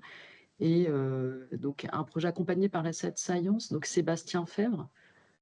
Voilà, je te passe la parole, Sébastien. Bonjour à toutes et tous, vous m'entendez bien? Parfaitement. Parfait. Déjà, je voulais remercier l'ensemble des participants et également la SAT au travers de Yamina pour l'invitation. Rapidement, après, je m'accompagnerai de quelques slides pour illustrer mes propos. Donc, effectivement, on est à un autre stade d'avancement que ce qui a pu être présenté juste avant. D'ailleurs, le type de convertisseur qui est développé nous intéresse également, pas pour faire du véhicule to grid, mais pour faire du groupe électrogène to grid. Donc on aura l'occasion d'en reparler peut-être. Et sur vos recherches d'industriels pour le licensing à l'issue de la maturation, voilà, j'ai aussi quelques idées à vous soumettre. Mais voilà, ça sera une réunion qu'on fera tous les deux. Donc c'est aussi l'intérêt finalement de ce qu'on peut présenter ici, c'est que voilà, nous on a travaillé avec la SAT Science entre 2015 et 2017. Aujourd'hui la société elle a 7 ans, on regroupe 20 collaborateurs et on fait un peu plus d'1 million d'euros de chiffre d'affaires avec 30% de ce chiffre d'affaires à l'export. Donc on est passé par cette phase de maturation avec des prototypes, des ingénieurs maturation comme vous venez de l'évoquer. Entre 2015 et 2017 et on a lancé la société en 2017. Donc à ce jour, moi je dirige cette société qui va fêter ses 7 ans et qu'est-ce qu'on y fait? On y fait des groupes électrogènes à hydrogène. Donc on est dans le secteur de l'hydrogène. On a également fait des systèmes pour la mobilité, donc je ferai aujourd'hui dans le temps qui m'est imparti et je compte sur vous, Yamina, pour faire la gardienne du temps, parce que voilà, je peux être rapidement, comme je suis passionné par le sujet, je peux rapidement dépasser le temps, mais voilà, je vais vraiment vous montrer ce qu'on a fait avec la SAT Science pour démarrer le projet, comment ils nous ont accompagnés et comment on travaille encore aujourd'hui ensemble. La société a 7 ans, mais c'est pas, on ne travaille pas ensemble comme ça 1 à 2 ans pour maturer, puis après, merci, au revoir. Forcément, il y a une relation qui se crée parce que il y a d'autres synergies qui naissent de la maturation d'une technologie depuis le laboratoire via la SAT. Et voilà, on est régulièrement en contact, que ce soit pour faire des webinaires comme on le fait aujourd'hui, ou que ce soit pour continuer à obtenir un accompagnement de la SAT sur d'autres besoins que la société a une fois qu'elle est développée, une fois qu'elle est sur son marché.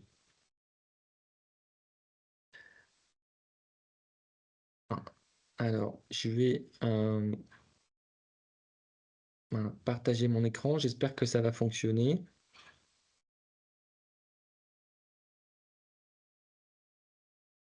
Voilà. Est-ce que vous voyez Oui, oui, on voit bien. Parfait. Donc, comme je vous le disais, H26 est une société qui est basée à Belfort, dans l'est de la France, et qui fait des groupes électrogènes à hydrogène. C'est ce que vous avez à l'image. Pour remplacer en fait les technologies qui utilisent des énergies fossiles. Il faut savoir que ce marché du groupe électrogène aujourd'hui, 80% des produits qui sont commercialisés utilisent le diesel. Donc au même titre que on souhaite décarboner les usages dans le transport, on souhaite également décarboner les usages en stationnaire, comme vous pouvez le voir ici.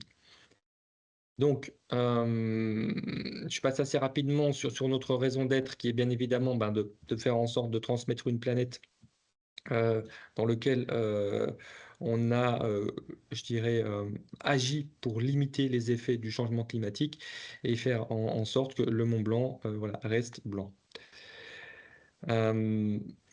Donc, comme je vous le disais, H26 a 7 ans à l'heure où on se parle. Et donc, on a démarré la collaboration avec la SAT Science en 2015-2016 avec effectivement tout un programme de maturation qui a duré 24 mois et qui a mené à la création de l'entreprise avec des premiers produits commercialisés. Et ensuite, ben, on a développé à la fois des produits et des marchés pour faire croître l'entreprise, générer de la valeur et ben, accompagner l'ensemble de nos clients dans leur transition énergétique.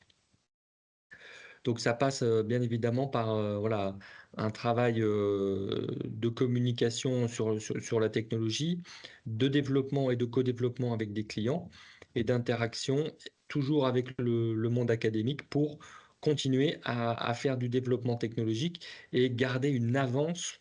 Je dirais, on avait constitué une avance en 2015-2016 avec un brevet et toute la maturation qu'on a fait avec la SAT et les laboratoires de recherche. Mais bien évidemment, il ne faut pas s'arrêter là puisque le marché évolue, les besoins clients évoluent, la concurrence également continue à développer des technologies. Donc il faut continuer à protéger ces technologies, à travailler avec les laboratoires de recherche et la SAT Science pour effectivement garder cette avance technologique. Donc on est parti avec un premier brevet qui est de propriété des établissements publics et qui est géré par la SAT, et on en a généré un autre, par exemple, à la suite de la création de la société, pour laquelle voilà, on a de nouveau établi un contrat avec les établissements publics et H26. J'ai repris cette slide-là, alors m'excuserez pour la qualité parce que c'est une slide qui avait été créée en 2015-2016 et je suis pas retombé sur la partie initiale, mais je crois que ça illustre assez bien finalement comment on est passé du laboratoire de recherche à l'entreprise. Donc voilà, on avait pris l'illustration à l'époque d'un pont entre le monde académique et le monde économique. Nous, on avait appelé ce projet de maturation FCTech et on l'a réalisé avec la SAT. Et en fait, j'avais retraduit l'ensemble des étapes qui ont mené à la commercialisation des produits qui sont aujourd'hui sur le marché.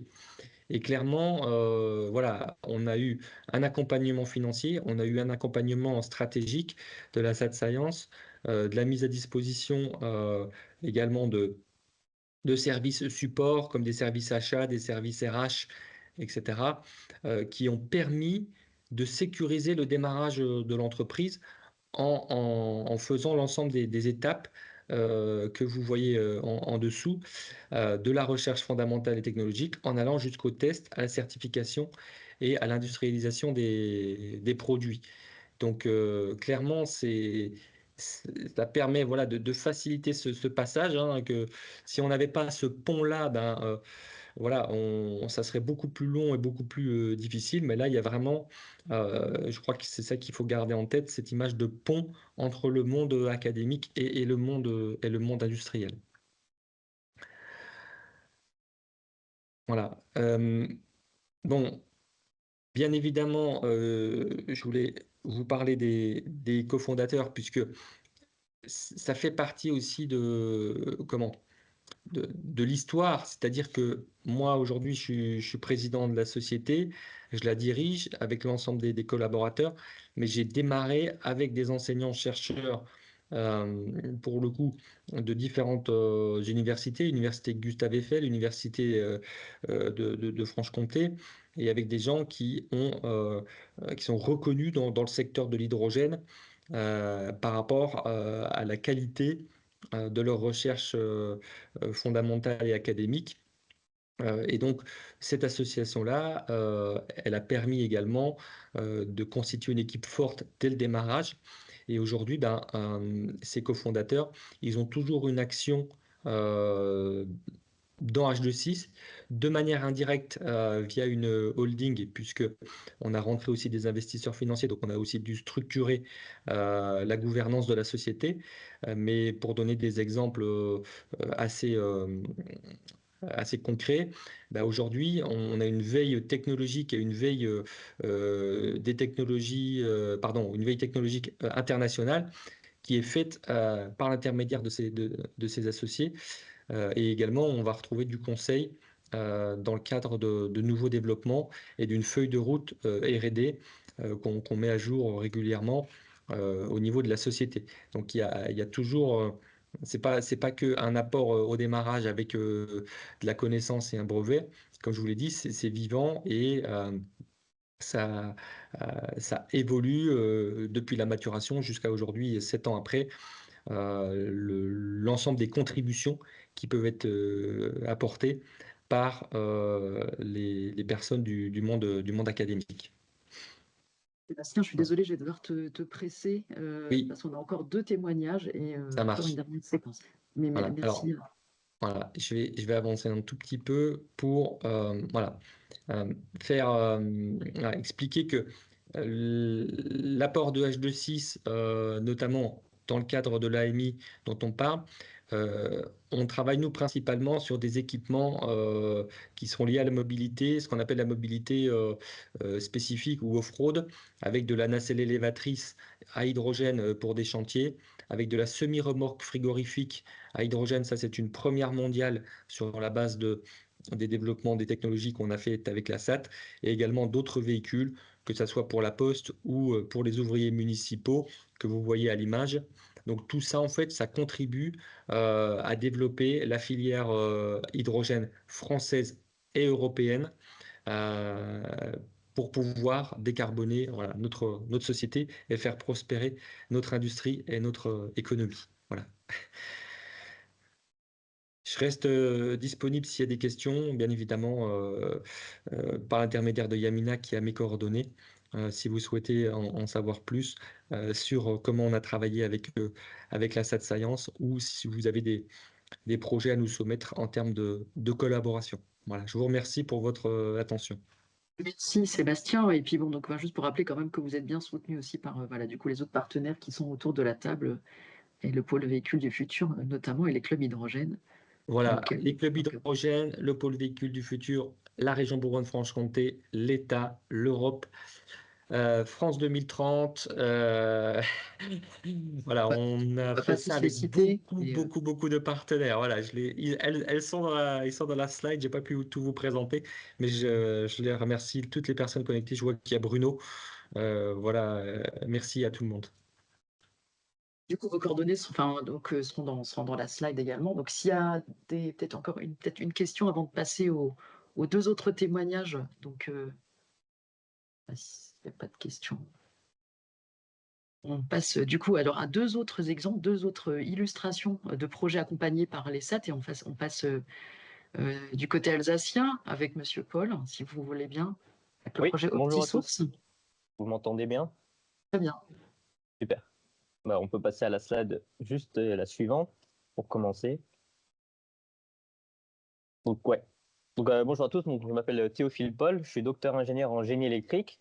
Je suis actuellement en postdoc au laboratoire ICUBE sur le site de l'INSA Strasbourg et je travaille actuellement sur l'amélioration de la durée de vie des batteries au lithium dans les véhicules électriques. Ce qui a du coup suivi sur le projet OptiSource. Et donc, le projet OptiSource, qu'est-ce que c'est? Le projet OptiSource a pour but d'associer des batteries au lithium donc avec des supercondensateurs dans le but de limiter les contraintes sur la batterie, notamment les pics de puissance, le courant, la température et les températures, justement dans le but d'améliorer la durée de vie, les performances et le dimensionnement des batteries pour des applications donc, de mobilité électrique ou pour des applications stationnaires. Donc voilà, rapidement pour la partie technique. Je pense que ce qui vous intéresse le plus, c'est mon parcours. Et pour cela, il faut remonter très loin en 2013, donc l'année où j'ai reçu mon baccalauréat, ce qui m'a permis donc de continuer en DUT, donc en génie électrique et informatique industrielle, ce qui m'a donc aussi permis donc de rentrer en troisième année à l'INSA de Strasbourg pour y réaliser un diplôme d'ingénieur en génie électrique. Donc durant ma dernière année, j'ai réalisé pas mal de choses. Donc j'ai fait un master recherche. J'ai reçu aussi un certain nombre de prix, donc le prix OHARA, donc organisé par l'INSA Strasbourg. J'ai également reçu un deuxième prix donc, donné par EDF et par l'électricité de Strasbourg, donc sur mon stage de fin d'études, donc sur la partie stockage d'énergie, donc que j'avais déjà réalisé au sein du laboratoire ICUBE à l'INSA de Strasbourg. Et tout ça m'a donc permis donc, de faire une poursuite de thèse, donc toujours au laboratoire ICUBE, sur le stockage d'énergie et notamment sur les batteries et les supercondensateurs. Donc, durant mon doctorat, je me suis dit, voilà, j'ai obtenu pas mal de prix, de concours et ce genre de choses. Pourquoi pas participer à d'autres concours pour avoir de nouvelles lignes de CV à valoriser pour la suite. Et c'est comme ça que j'ai participé donc, au concours Maturio PhD, qui a été organisé par la SAT Connectus donc en 2021 et qui a pour but de tester le potentiel applicatif des projets de thèse vers le monde industriel. Donc j'ai postulé, j'ai été présélectionné, mais je n'ai pas été retenu. Malgré cela, la SAT est revenue vers moi donc, en 2022 pour me proposer un projet de prématuration, donc financé à hauteur de 50 000 € pour une période de 6 mois, pour me permettre d'une part de finir ma thèse, mais également de pouvoir améliorer mon prototype que j'avais réalisé pendant mon doctorat, et également de pouvoir faire une étude de marché pour justement voir la viabilité du projet par rapport au marché. Donc toujours dans cette poursuite de recherche de lignes de CV, je me suis dit, bon, je n'ai pas obtenu le concours régional, autant pourquoi pas tester le concours national. Et donc c'est comme ça que j'ai participé au concours national d'innovation e-PhD, donc qui est organisé par la BPI France, qui a plus ou moins le même objectif que Maturio PhD. Et donc cette fois-ci, j'ai été donc lauréat donc en 2022 du concours e-PhD. Et fort de ces expériences, la SAT Connectus est revenue vers moi donc en 2022 pour me proposer un projet de maturation financé cette fois-ci à hauteur de 300 000 € sur une période de 16 mois. Donc là, on est plutôt aux alentours des 2 ans à peu près pour un certain nombre d'objectifs qui vont être montrés sur la slide d'après. Donc le projet de maturation donc, qui s'est traduit par un postdoc donc avec 3 objectifs. Le premier, c'était de trouver un partenaire industriel avec qui on pourrait faire un prototype. La phase 2, du coup, c'est de réaliser ce prototype donc en laboratoire, donc suivant le cahier des charges du partenaire industriel. Et la phase 3 est donc de tester ce prototype sur un véhicule ou en conditions réelles chez l'industriel. Et donc pour avoir une certaine maturité sur le produit et donc une maturité avec un niveau de TRL 6. Donc là, c'était tout l'aspect technique donc, qui a été développé ou qui est toujours en cours de développement en postdoc. Et en parallèle de ça, il y avait toute la partie business qui a également été mise en place. Donc justement, solliciter des industriels, trouver de nouveaux clients, établir le business model, consolider l'équipe, recruter un CEO, parce que l'objectif final, c'était justement de pouvoir créer une startup. Donc là, l'objectif, c'est de pouvoir la créer d'ici début 2025. Donc, pour terminer et pour conclure, je vais vous donner donc rapidement mon expérience vis-à-vis de l'entrepreneuriat. Donc, pour moi, j'ai trouvé ça super intéressant et je trouve ça toujours intéressant de confronter la technologie donc, du laboratoire au marché, donc à la vie réelle, si je peux dire ça comme ça, parce que ça amène un certain nombre de nouveaux objectifs, de nouvelles contraintes qui sont totalement différentes du monde de la recherche. Et pour moi, c'était une expérience qui est extrêmement enrichissante d'un point de vue technique, mais également d'un point de vue humain, et qui est pour moi en accord total avec le doctorat. Et c'est pour ça que j'ai souhaité en tout cas continuer vers la voie de l'entrepreneuriat et de la startup, parce que je me suis dit que voilà, on a développé des choses super intéressantes au labo qui peuvent avoir un impact positif sur la société. Autant y aller, quoi, autant tester. Si ça marche, tant mieux. Si ça marche pas, ça me fera cette fameuse ligne de CV. Mais voilà, le but, c'est de travailler dessus et de tout donner pour aller le plus loin possible, quoi. Donc voilà, merci pour votre attention. Et si vous avez des questions, n'hésitez pas. Merci, monsieur Paul. Du coup, j'en ai une. On peut parler un petit peu du projet. En fait, OptiSource, ça consiste en quoi? Oui, donc le but, c'est d'associer donc des Sans batteries. rentrer trop dans les détails techniques. Ouais, je vais essayer. Donc le but, c'est d'associer les batteries avec des supercondensateurs. Donc typiquement dans les voitures électriques, il y a pas mal d'accélération, de décélération. Et ces accélérations et ces décélérations fournissent des pics de puissance. Ces pics de puissance vont venir provoquer des pics de température. Et la température est un des facteurs de vieillissement de la batterie. Donc le but, c'est de déporter ces fameux pics de puissance vers les supercondensateurs pour permettre à la batterie de voir une puissance qui est complètement, qui est moyenne, quoi, pour justement limiter en fait toutes les contraintes et améliorer finalement sa durée de vie sur le long terme. Ouais, je suis passé rapidement sur la partie technique.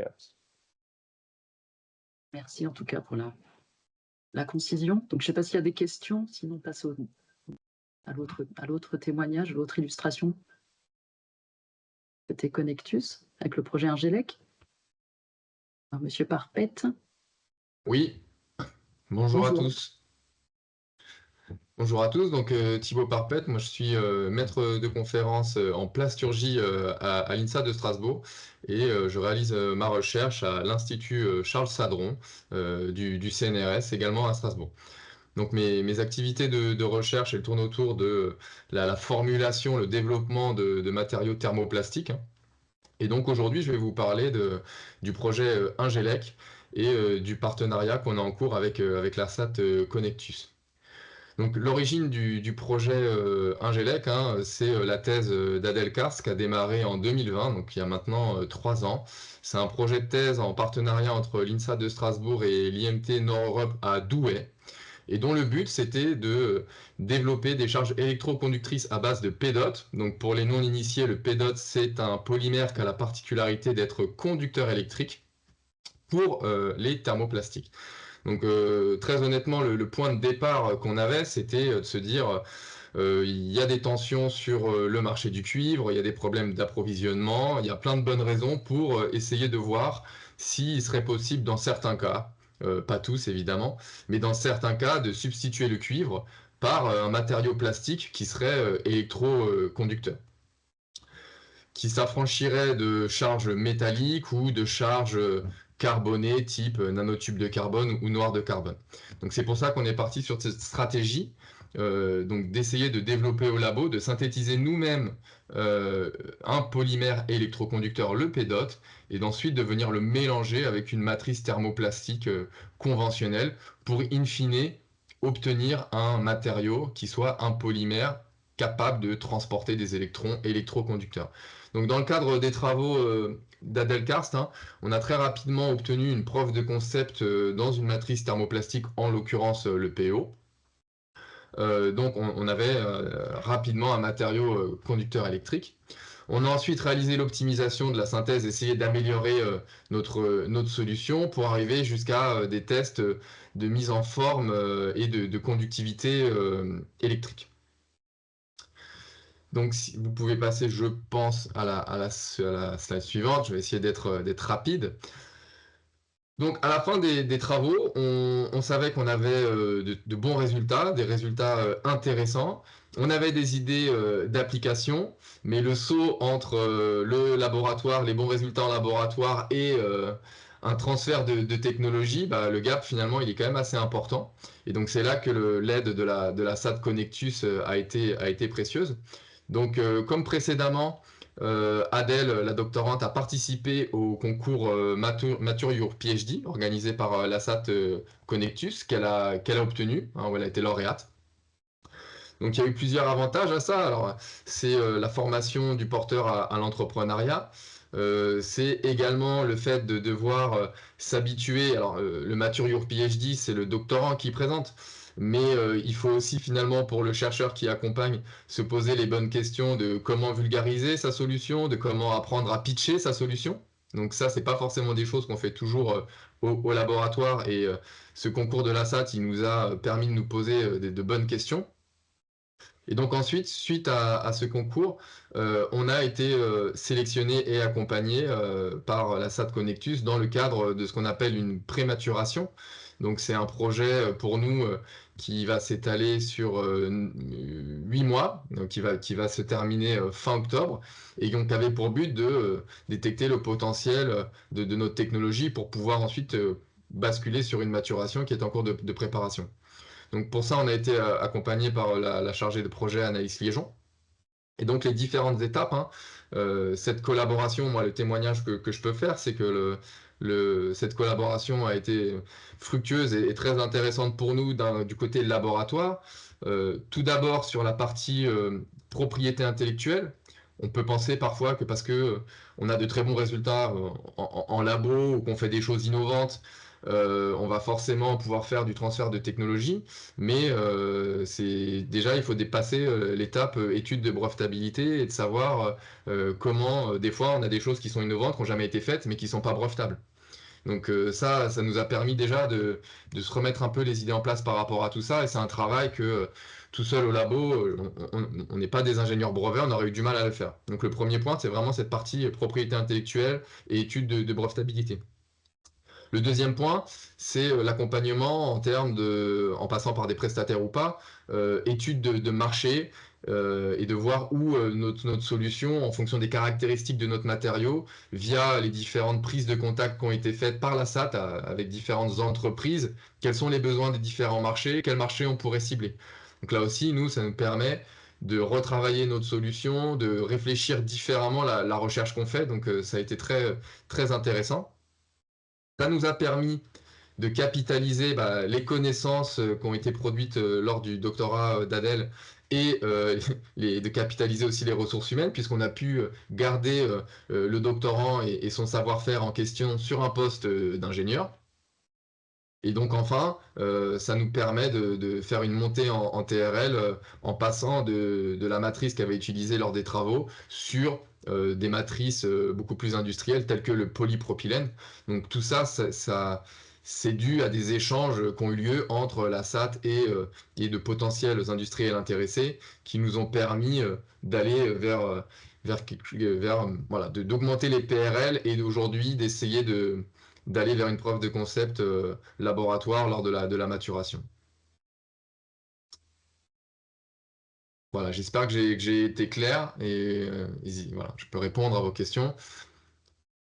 Et donc, collaboration très fructueuse avec la SAT Connectus qui nous permet, même d'un point de vue recherche, de se poser des questions différemment, de sortir du labo et d'aller accéder à des informations qui sont quand même pas toujours évidentes, surtout quand en fait finalement les marchés visés sortent du domaine des compétences du chercheur. Voilà. Moi, je fais de la plasturgie, de la chimie des matériaux.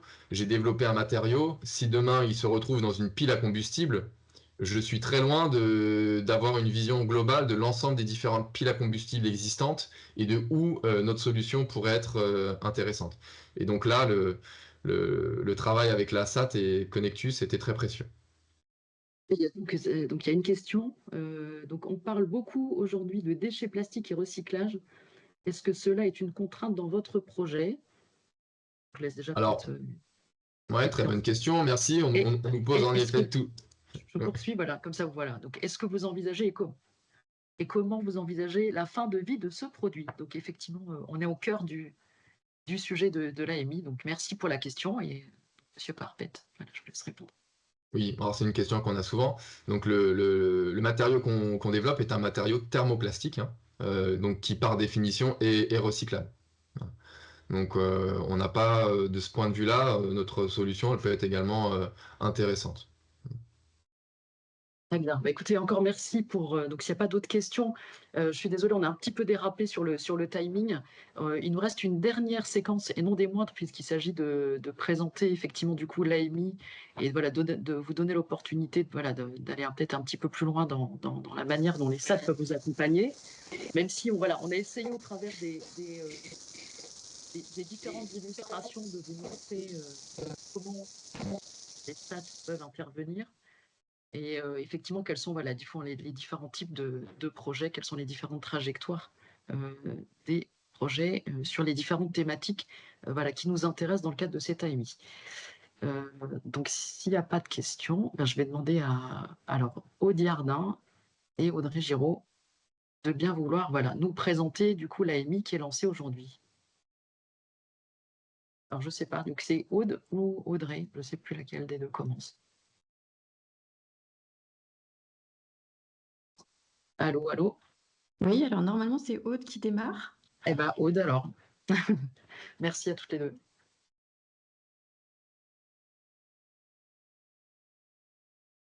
Mais peut-être que Aude n'est pas là ou qu'elle a un problème Ah si, technique. alors Aude normalement est là, parce que je l'ai vue. Alors, Mais je l'ai écoute, vu aussi tout à l'heure.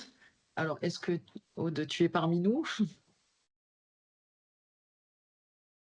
Alors, Aude, alors, elle est parmi nous, mais elle est à côté de moi. Désolée, j'avais mon micro qui ne fonctionnait plus. Donc, Aude Yardin, directrice investissement transfert à la SAT Science. Donc, effectivement, l'objet de ce webinaire et de cette AMI, c'est de détecter et d'accompagner des projets innovants, comme vous avez pu en voir des exemples, issus de la recherche académique des laboratoires du périmètre des 3 SAT.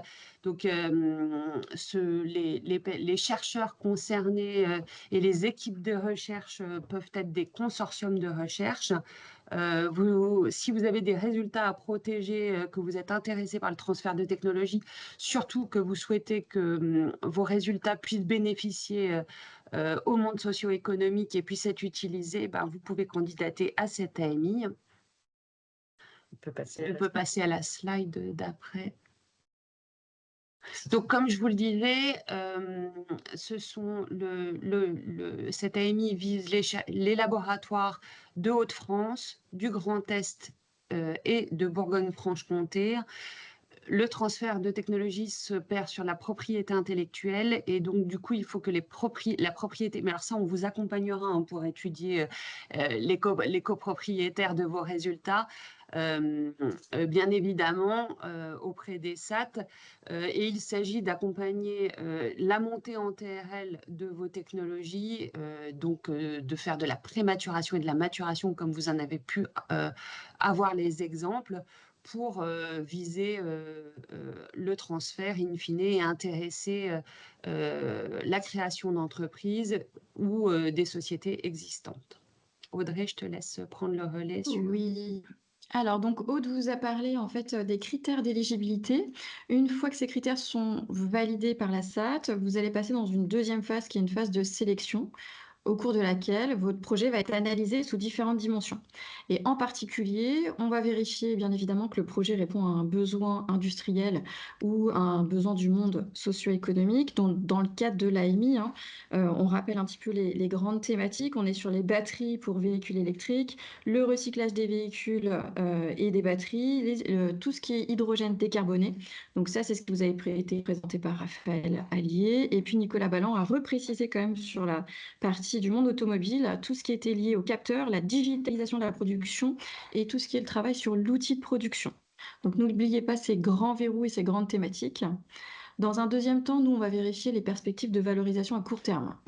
Pour être beaucoup plus clair, l'idée, c'est de savoir si votre technologie va être vendable dans un... Est-ce qu'on peut revenir à la slide d'avant, s'il vous plaît ? Oui, vendable dans un délai raisonnable à une entreprise déjà existante ou à une start-up qui va être en création, comme on l'a vu sur le témoignage de H26 par exemple. On va regarder le niveau de maturité de l'invention. Donc, on a déjà parlé du TRL3, donc preuve de concept pour une application donnée issue du laboratoire. On va aussi vérifier que votre projet peut donner naissance à de la propriété intellectuelle ou alors qu'une propriété intellectuelle est déjà existante, qu'il s'agisse d'un brevet, d'un logiciel, d'un savoir-faire qui restera secret. Mais l'idée est de bien protéger votre invention et vos résultats. Et on regardera dans un deuxième temps, puisqu'en fait c'est vraiment pour le moment un plus, au moment du dépôt du projet, si les impacts environnementaux et les impacts liés aux gaz à effet de serre.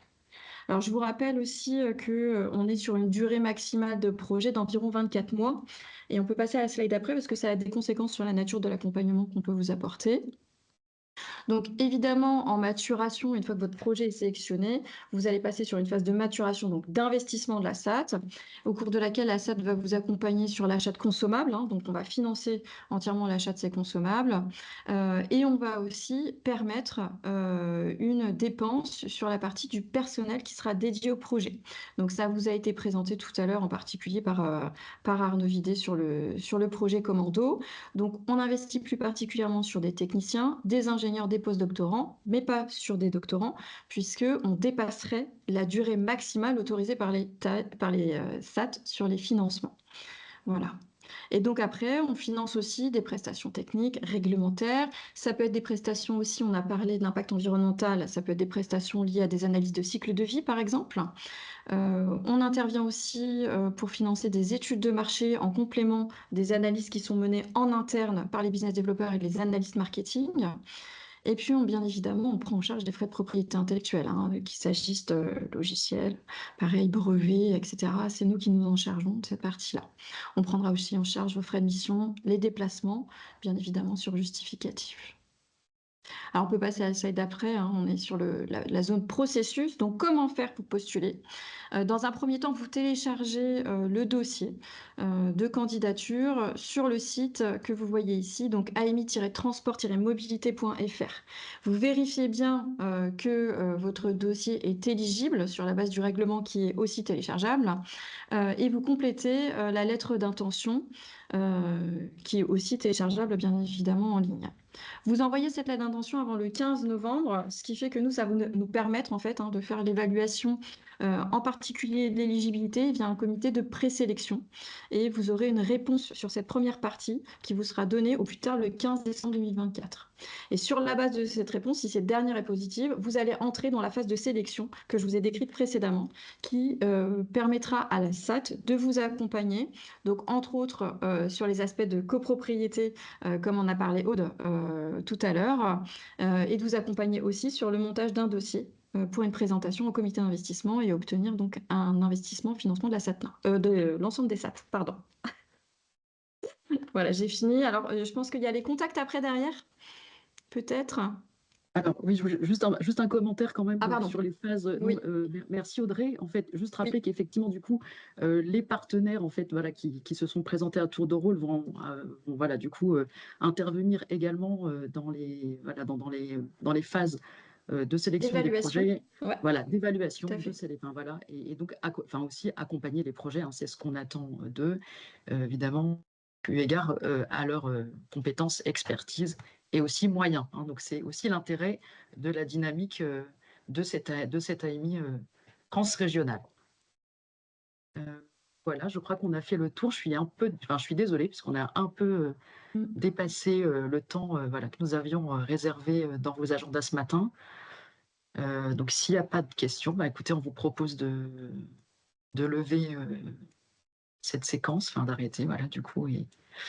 Et donc comme je vous l'ai indiqué, voilà, le replay de ce webinaire sera très rapidement disponible. Donc voilà, il sera diffusé via les réseaux sociaux.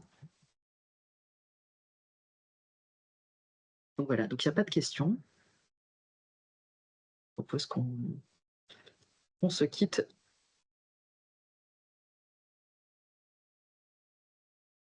Ça va? Pas de questions? Pas de commentaires? Et bien encore un grand merci à tous. et à bientôt. Bonne journée à tous. Merci Merci. beaucoup. Merci. Bonne journée. Au Merci. revoir. Au Bonne journée à revoir. tous.